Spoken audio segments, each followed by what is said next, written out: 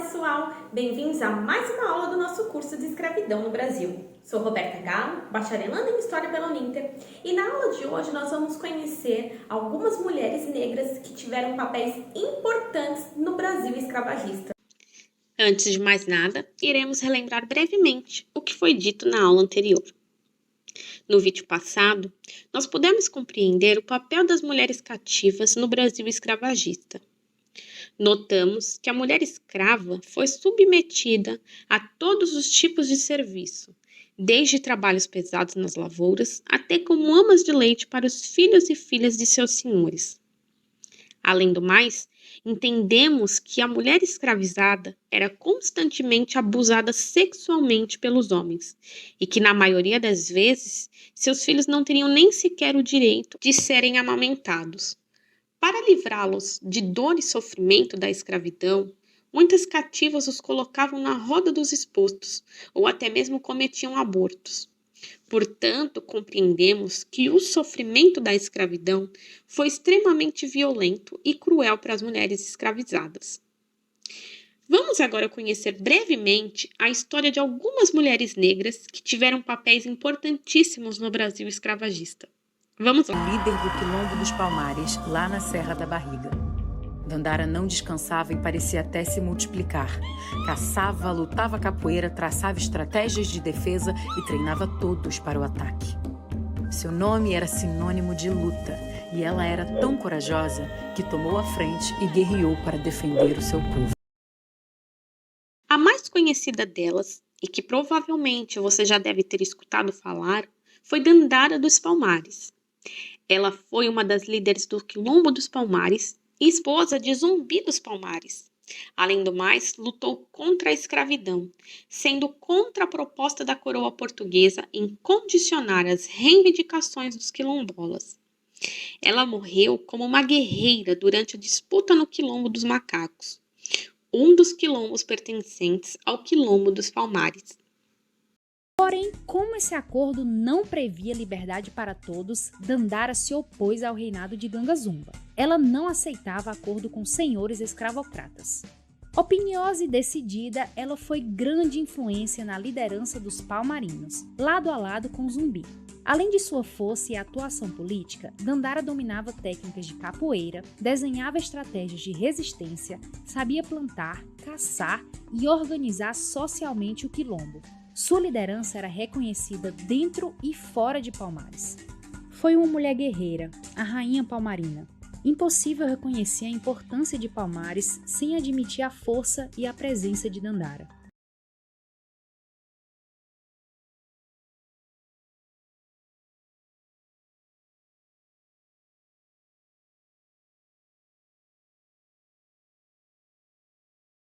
Ela é a mais bela rainha, não é Cinderela.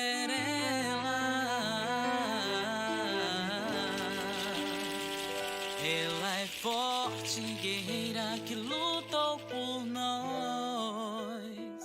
Hoje brilha a estrela Dandara, eu sou sua voz. Ela é forte, guerreira que lutou por nós. Hoje brilha a estrela Dandara, eu sou sua voz. A segunda mulher que vamos ver foi Luísa Marim, uma mulher extremamente guerreira. Ela esteve envolvida na articulação de quase todas as revoltas e levantes de escravizados que ocorreram na província da Bahia nas primeiras décadas do século XIX.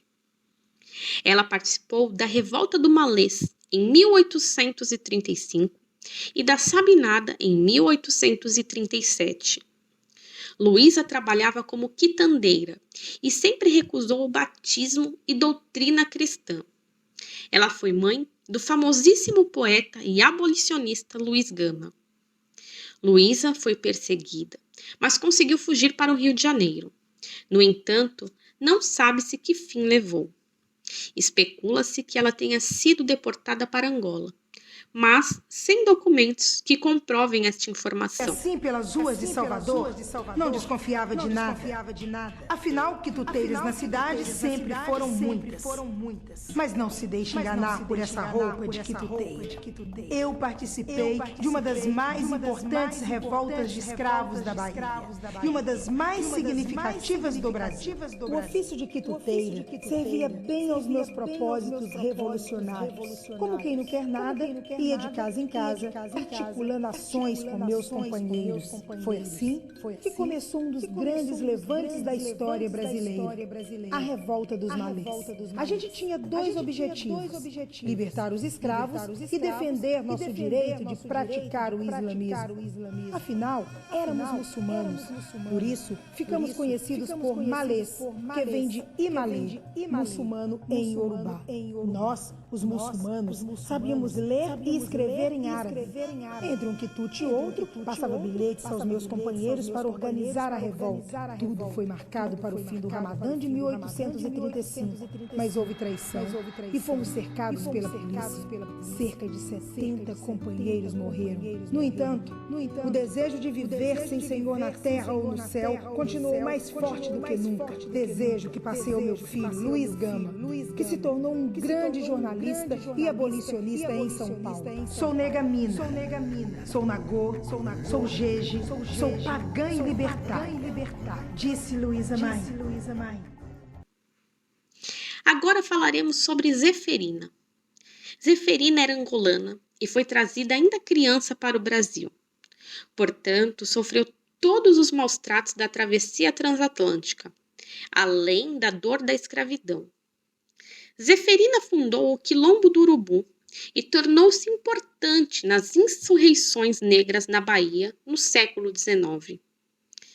Ela era extremamente valente e, segundo o historiador Walter Passos, Zeferina era uma mulher que conseguiu unificar, em pleno século XIX, homens, mulheres, indígenas, escravizados e libertos que queriam lutar pela libertação dos povos cativos. Ela sabia que o Quilombo era um principal libertador e, apesar de estar em desvantagem, ela e sua tropa não desistiram da luta. Mesmo depois de presa, Zeferina continuou ativa e fiel aos seus objetivos, pois ela acreditava que, mesmo que as batalhas parecessem perdidas, poderia haver outro caminho. Zeferina provavelmente foi banto. Foi líder do Quilombo do Urubu. Esse quilombo há registro de que ele existiu há mais de um século. E é uma área estrategicamente de difícil acesso. Que o quilombo estaria em São Bartolomeu, que estaria em Pirajá. Cajazeira, Cabula, Valéria, você não sabe. O que você sabe é que nessa mata haviam negros fugitivos. E que o capitão do mato estava perseguindo. Esta quarta mulher que veremos foi Maria Felipa de Oliveira. Ela era marisqueira, pescadora e trabalhadora braçal. Maria Felipa foi destaque nas batalhas pela independência ocorrida em Itaparica, na Bahia. Foi lá que ela aprendeu a jogar capoeira para se defender. Ela é conhecida pela sua forte liderança na comunidade e tornou-se fundamental na organização da resistência insular. Tinha como objetivo principal libertar seus descendentes e avós. Além do mais, ela liderava um grupo de mulheres e homens de diferentes classes e etnias que eram responsáveis pelo envio de mantimentos para o recôncavo baiano, além de liderar as vedetas, que eram vigias nas praias para prevenir o embarque de tropas inimigas. A heroína negra da independência, como era conhecida, participou ativamente de vários conflitos e seu grupo ajudou a incendiar inúmeras embarcações. Maria Felipa, a grande heroína da ilha de Taparica. Descendente de sudaneses, pescadora, marisqueira, ela comandava mais de 200 pessoas e cuidando, entre outras coisas, de abastecer os aliados do recôncavo. Liderava um exército formado por mulheres negras, índios tupinambás e tapuias, contra os portugueses que passaram a atacar Itaparica a partir de 1822. Numa empreitada decisiva para a vitória brasileira, chegou a queimar mais de 40 barcos da esquadra lusitana. Vejamos agora sobre Teresa de Benguela. Ela viveu no século XVIII e foi casada com José Piolho, que chefiava o Quilombo do Piolho, ou, como também era conhecido, o Quilombo do Patinterê. Após a morte de seu marido, Teresa tornou-se a líder da comunidade negra e indígena que viviam lá e conseguiu resistir à escravidão por 2 décadas. O Quilombo do Piolho era de difícil acesso e foi o ambiente perfeito para que Teresa coordenasse um forte aparato de defesa. Rainha Teresa, como era conhecida, comandou toda a estrutura política, econômica e administrativa do Quilombo, mantendo um sistema de defesa com armas roubadas de vilas próximas. Não se tem certeza e nem registros de como Teresa faleceu. Uma versão é que ela suicidou-se após ser capturada por bandeirantes por volta de 1770.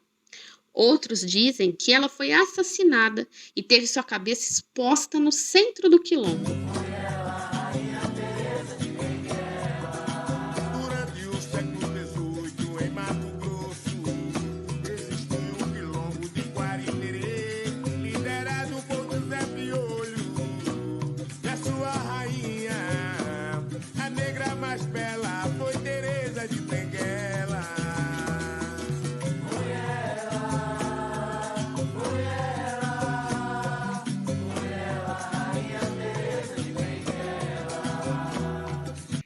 Esta sexta mulher, e não menos importante, foi Aquatune. Ela era filha do rei do Congo e, portanto, princesa. Ela foi capturada e transportada como escravizada para o Brasil. Estima-se que ela tenha chego em Recife por volta de 1597. Ela foi vendida como escrava reprodutora e seguiu já grávida para uma fazenda na região do Porto Calvo. Foi nesta região que ela decidiu comandar uma fuga com destino ao Quilombo. Como ela tinha ascendência nobre e um histórico de comandar batalhas em sua terra natal, Aquatune recebeu uma aldeia para comandar e ajudou a erguer o que seria o Império do Quilombo dos Palmares. Entre seus filhos estão os guerreiros Gangazumba, Ganazona e Sabrina, mãe de Zumbi, e o último e mais importante líder do Quilombo dos Palmares.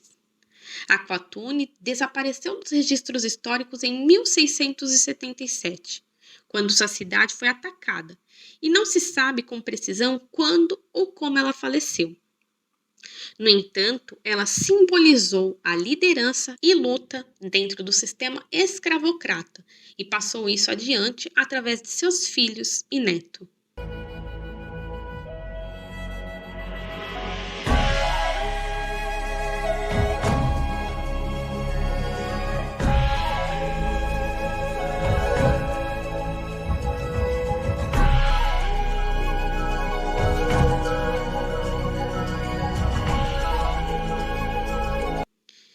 Vejamos brevemente sobre Naagontimé. Ela era rainha do Benin e foi vendida como escrava para o Maranhão. Até ganhou um novo nome, Maria Jesuína. Ela fundou a Casa das Minas, um templo de tambor de mina, e reconstruiu o culto aos ancestrais. Por último, mas não menos importante, vamos falar agora sobre Zacimba Gaba. Ela era princesa angolana e acabou no Espírito Santo. Provocou uma revolta das pessoas escravizadas contra a Casa Grande e liderou um quilombo onde ela foi rainha. Comandou durante anos ataques aos navios, surgindo no meio da noite para resgatar os negros escravos. Não sabe-se ao certo como ela faleceu, mas tem-se uma ideia de que provavelmente foi entre um desses enfrentamentos. Eu citei apenas algumas das milhares de mulheres que tiveram papéis fundamentais no cotidiano do Brasil escravocrata. Desta forma, eu encerro esta aula explicando que as escravizadas foram afastadas de suas redes familiares naturais e tiveram que se adaptar às condições de vida precária, maus tratos, submissão, entre outras violências durante o sistema escravista. E para estas mulheres era fundamental ter força, inteligência e rebeldia. À sombra das irmandades, dos terreiros de candomblé, as mulheres escravizadas edificaram redutos para a manutenção de práticas religiosas capazes de conservar valores africanos, amenizando assim o sofrimento causado pela ruptura dolorosa com a terra natal e criando mecanismos de apoio mútuo para a população escrava. Além do mais, elas souberam criar diversos mecanismos para resistir à tortura da escravidão. Foi através das rebeldias, dos abortos, dos infanticídios, ou até mesmo liderando grandes fugas e ataques a senhores brancos. Isso foi importante, inclusive, para que elas obtivessem a tão sonhada liberdade. Obrigado por me acompanharem até aqui. Eu espero vocês para estudarmos como eram as fugas dos escravizados. Até o próximo vídeo. Tchau!